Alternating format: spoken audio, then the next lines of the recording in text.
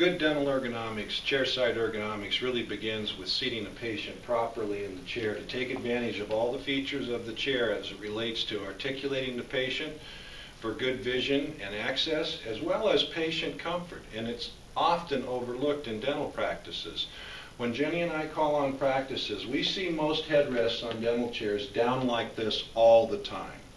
And what happens, what this promotes in the practice is when you bring an adult patient into the practice and you do not seat them in the chair, you allow them to seat themselves, they will put their head in that headrest just like I'm going to do, but it forces me to slide down the chair because the headrest is too low for an adult.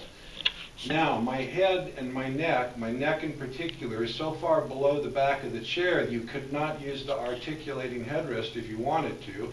The lumbar in the chair is in my shoulders instead of my lumbar region, and the knee break of the chair is in my hamstring. So when you take me back to supine to work on me, I'm getting no support that this chair is made to produce or was produced in the chair to support our patients if I'm not seated in the chair all the way back and with the headrest adjusted properly.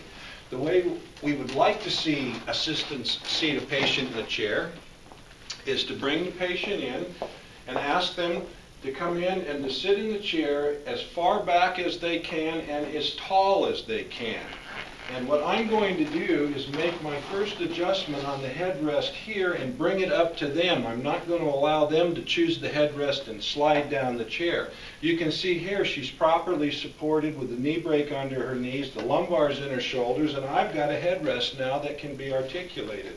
So I will make my first adjustment on her and ask her to lean back into that headrest. And it can be a little high or low because the dentist or the operator is going to make the final adjustment when the patient's in the supine position. Now when I take her back,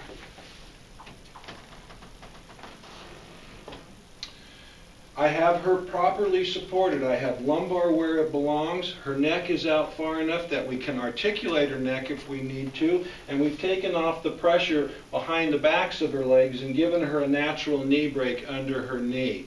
This has to be done by the assistant when they seat a patient. They cannot let the patient seat themselves. We have to seat them and get them to sit as tall in the chair as we can so that we can utilize all the features that we've got in this chair to help support us in our treatment.